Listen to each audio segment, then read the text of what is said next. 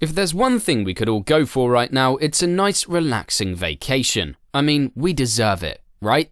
However, if you've looked at the cost of traveling basically anywhere these days, you'll know that the next vacation of yours will cost you an arm and a leg. That is unless you learn how to travel for free with credit cards, which is exactly what I'm about to teach you how to do in this video. You see, there are a lot of people who give credit cards a bad rep. Dave Ramsey. And while I tend to agree that in the wrong hands, credit cards can be a financial trap for some people. Generally speaking, if you can use your credit cards responsibly, they can be incredibly useful tools to have in your financial tool belt. For instance, they can help you build credit, make transacting incredibly easy, make your wallet bulge so you look richer than you already are, and the list goes on.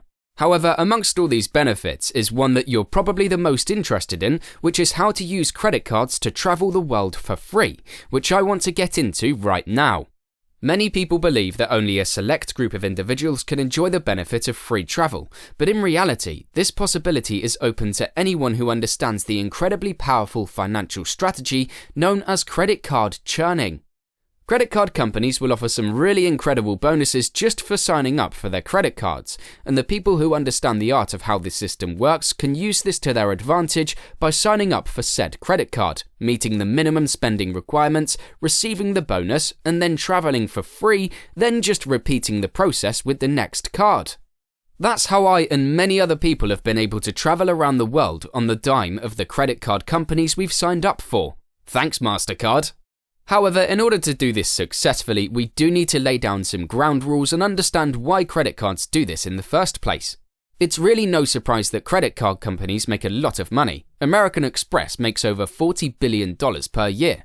Visa brings in closer to $24 billion worth of revenue, and MasterCard is right there in the third position with just under $18 billion in revenue in 2021. However, despite how insane these revenue figures are, they have only gotten to this point by enticing people to sign up with them, which they do through the generous incentives. They might give you 50,000 points, 100,000 points, cashback or free hotels, and a variety of other perks and features to get you to sign up for their credit card over one of their competitors. Now, I know what you're thinking. Why would credit card companies offer such lucrative rewards? What do they get out of doing this? Well, when the credit card companies offer you rewards like the ones I just mentioned, they're secretly hoping that you'll just be like every other credit card user out there, who on average has an unpaid credit card balance of $6,270, and is paying on average an 18.26% interest rate on that unpaid balance. The reason I say this is because I want you to understand why credit card companies do this in the first place, so that way you don't fall victim to the same fate that so many Americans face. Credit card companies don't just offer these services out of the kindness of their own heart, they do it because they know they will take a small loss up front on the reward, and then over time enough people will default on payments, and therefore have to pay interest, and that interest will more than cover the perks they are giving out to their users. As I said before, the credit card business is competitive, but if you're someone who uses their credit card responsibly, make sure to gently tap that like button below so I can see everyone who's making the credit card system work for them, just like I am. Now, with credit card companies being so smart, they also understand that you have a lot of options when it comes to getting a credit card, so they want to make it as enticing as possible for you to sign up with them. In essence, the more credit card companies compete with each other for your business, the more that they are likely to give you for free. This is why you can go and sign up for a credit card, meet the minimum requirements, pay off the card in full, get the free travel, repeat this process with another card, all the while avoiding becoming one of those statistics of the customers that just becomes profit for credit card companies. However, despite me making this sound like a foolproof way to travel the world for free, this can only be done if you follow some very specific steps in order to pull this off successfully, so listen up. The first rule of credit card churning is don't talk about credit card churning. Just kidding, this isn't Fight Club. However, the way these companies compete with one another, it may as well be. In all seriousness, the first rule of credit card churning is to never spend any money you wouldn't ordinarily spend. For example, to get some of these sign-up bonuses, it will require that you spend a certain amount of money on the card within the first few months. Now, sadly, this is where most people's financial illiteracy tends to shine through, as people will argue that it makes no sense to spend thousands of dollars to get a $500 bonus in return. Well, this is true if you're just spending money to spend it, but obviously I would never advise you to do this, so let me share with you now how I and many other credit card churners reap the rewards without going out of pocket to do so. What you want to do is put your normal, everyday spending on the credit card until you reach the spending requirement. At this point, you're then going to collect the free money, bonuses, etc., all the while not incurring any charges outside the ones you already make. In essence, all you're really doing is going about your day-to-day life and collecting free vacations along the way. If you think this is a cool trick, make sure to hit the subscribe button below because there's more magic where that came from. Now, you may be thinking, well, I don't spend enough money to meet these spending requirements on a normal basis, and that's a valid concern. This is why you should time getting these credit cards during periods where you know you'll be spending more money. For instance, when I was in college, I would sign up for these cards before paying for tuition and books, and this funded my travels during spring break every year. This is a very strict rule when it comes to credit card churning, so much so that I want to say it again.